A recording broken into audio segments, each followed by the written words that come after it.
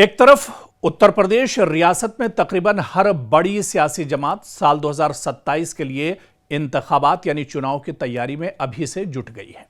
दूसरी तरफ मुस्लिम सियासत के बारे में यह सवाल तेजी से उठ रहा है कि मुसलमानों के पास अपनी सियासी आवाज, क़यादत और वाज़ेह रोड मैप क्या है। मुसलमान अभी तक किस तरह से इस चुनाव में जाने के लिए तैयारी कर रहे हैं, अभी यह वाज़ेह नहीं है। सवाल यह भी है कि क्या यूपी का मुस्लिम वोटर साल 2027 में सिर्फ किसी बड़ी जमात का वोटर बनकर रहेगा या अपनी सियासी तरजीहात तय करने की पोजीशन में भी होगा। यह सवाल इसलिए भी अहम है कि यूपी में मुसलमान तकरीबन 18% आबादी रखते हैं और दर्जनों असेंबली हलकों में दर्जनों सीटों पर इनका वोट इंतखाबी नतीजे पर फैसलाकुन असर डाल सकता है। लेकिन साल 2027 की सियासत में एक नई हकीकत भी सामने है। पुराने मुस्लिम सियासी जो सेंटर्स थे, जो लीडरशिप थी और जिन चेहरों का असर कम हुआ है, जबकि नई क़यादत अभी अपनी जगह बनाने के मरहले में है। यानी जो बड़े चेहरे थे, साल 2017 की बात करें, 22 की बात करें, उससे पहले के चुनावों में, यूपी के असेंबली चुनावों में आप चले जाइए, मुसलमानों के कई बड़े चेहरे थे जिनका जिक्र भी हम आगे करेंगे। चाहे मुख्तार अंसारी की बात करें, अतीक अहमद की बात करें, आजम खान की बात करें, आलम बदी की बात करें, इस तरह से बहुत से चेहरे थे। हालिया दिनों आलम बदी का इंतकाल हो गया। मुख्तार अंसारी और अतीक का भी एक तरह से इनका कत्ल करा दिया गया, इन्हें मार दिया गया और आजम खान जेल में हैं। ये बड़े चेहरे दरअसल मुसलमानों के यूपी में सियासत के थे, जिनके इर्द गिर्द पूरी मुसलमानों की सियासत एक तरह से चलती थी। हालांकि ये चेहरे भले ही अलग अलग जमातों से जुड़े थे, लेकिन मुस्लिम तबका कहीं ना कहीं इन्हीं चेहरों को के इर्द गिर्द पूरी सियासत करता था। क्योंकि असल सियासी क़यादत वो होती है जो असेंबली में मौसर तरीके से लीडरशिप कर सके और एक तरह से अपनी नुमाइंदगी पेश कर सके, अपनी सीट और अपने पूरे हलके से बाहर भी उसका असर हो, मुख्तलिफ बिरादरियों से सियासी राब्ता भी उसका हो, पार्टी के अंदर उसकी बात की एक मजबूती हो और वो अपनी बात भी मनवा सके, हुकूमत पर दबाव भी डाल सके और सबसे बढ़कर अपने वोटरों के लिए सियासी बातचीत भी कर सके, सियासी मुज़ाकरात भी कर सके। दरअसल यही वो जगह है जहां साल 2027 के लिए बड़ा सवाल खड़ा होता है। क्या यूपी के मुसलमानों के पास ऐसे चेहरे मौजूदा वक्त में मौजूद हैं? साल 2027 में क्या इस तरह की मुसलमानों की कोई पर्सनालिटी, कोई लीडर, कोई रहनुमा ऐसा मौजूद है? आप देखिए कि मशरक़ी यूपी की अगर बात करें, मशरक़ी यूपी के बाज़ इलाकों में मुख्तार और अतीक के पास मकामी सियासी असर, तंजीमी नेटवर्क और इंतखाबी ताकत मौजूद थे जब मुख्तार अंसारी और अतीक मौजूद थे। मुख्तार अंसारी का मऊ में ख़ानदान तकरीबन 2 दहाइयों तक एक मजबूत सियासी असर रखता था। साल 2022 में उनके बेटे अब्बास अंसारी ने मऊ से कामयाबी हासिल की। सवाल इस बात पर है कि इनके जाने के बाद जो सियासी खला पैदा हुआ है, जो एक बहुत बड़ी एक खला है, इसे आखिर पुर कैसे किया जाएगा? जो एक कमी है, इस कमी को आखिर पूरा कैसे किया जाएगा 27 के चुनाव में? इसी तरह से बात अगर आजम खान की जाए, यानी आजम खान को अगर लिया जाए, उनकी सियासत, उनके कद, उनकी लीडरशिप की अगर बात की जाए, क्योंकि वो कई दहाइयों तक रामपुर, मगरबी यूपी, इसके अलावा असेंबली और पार्लियामेंट और समाजवादी पार्टी, सभी पर उनका बहुत बड़ा असर था। इनके सियासी दायरे में एक बहुत बड़ा दरअसल नाम था जो आजम खान के नाम से जाना जाता था। साल 2022 में जब आजम खान जेल में थे, तब भी उन्होंने रामपुर असेंबली नशिस्तें कामयाबी हासिल की और यूपी असेंबली में मुस्लिम नुमाइंदगी साल 2017 के 25 एमएलए से बढ़कर 34 हो गई थी। इन 34 में बड़ी अक्सरियत समाजवादी पार्टी के अरकान की ही थी। अब सवाल यह उठता है कि क्या वाकई में साल 2027 में अब चुनाव में वक्त बहुत ज़्यादा नहीं रह गया है? क्या 27 में ये जो एक बड़ी खला है, क्योंकि कोई बड़ा चेहरा मुसलमानों का साल 2027 में नजर नहीं आ रहा है।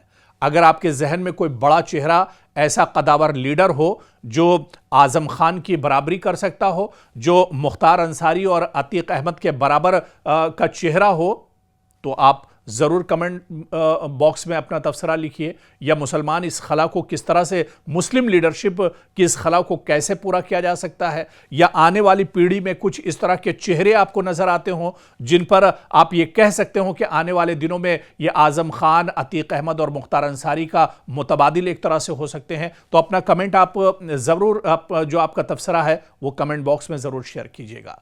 बड़ा सवाल यहां पर हम छोड़कर जा रहे हैं कि 27 में बड़ा खला जो महसूस हो रहा है, आखिर ये पुर कैसे होगा?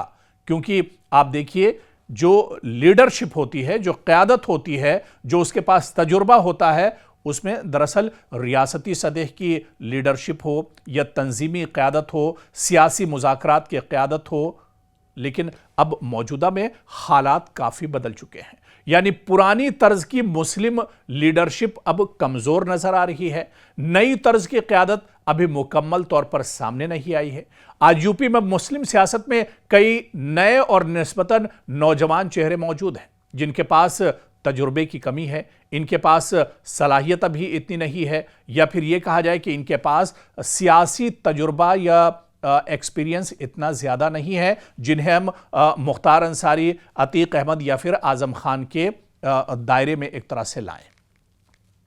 तो कुल मिलाकर यह कहा जा सकता है कि साल 2027 में मुस्लिम लीडरशिप की बड़ी कमी महसूस की जा रही है, या यूं कहा जाए कि जो बड़े चेहरे हैं उनकी कमी महसूस की जा रही है, या फिर यह भी कह सकते हैं कि बड़े चेहरों के बगैर ही अब यूपी की जो सियासत है, जो लीडरशिप है, वो एक तरह से साल 2027 में उतरेगी।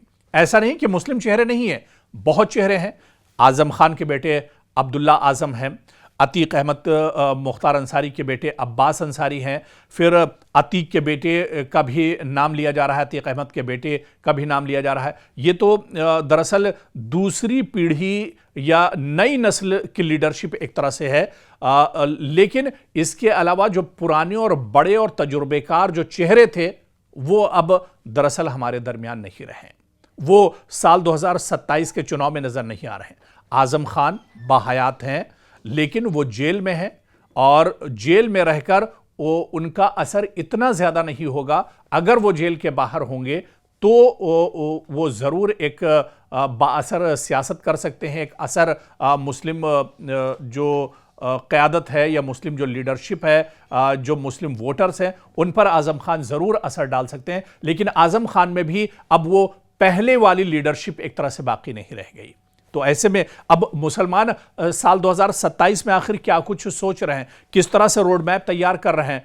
क्या बगैर लीडरशिप के ही मुसलमान साल 2027 के चुनाव में जा रहे हैं? और फिर अब चुनाव में ज़्यादा वक्त नहीं रह गया है, साल 2027 के शुरुआत में ही इंतखाबात होने हैं। 6-7 महीने का वक्त और बचा हुआ है, और अभी भी मुसलमानों में कोई जागरूकता नज़र नहीं आ रही है, कोई बेदारी नज़र नहीं आ रही है, कोई रोड मैप या मैकेनिज्म उन्होंने अभी तक तैयार नहीं किया है। उन्हें लीड कौन करेगा, किस समत उनका वोट जाना है, किस तरह से उन्हें साल 2027 के जो चुनाव है उसमें उतरना है, इस चुनाव को किस तरह से फतेह करना है, इस चुनाव में किस तरह से जाना है, ये तमाम चीज़ें अभी दरअसल अधूरी सी नजर आ रही है।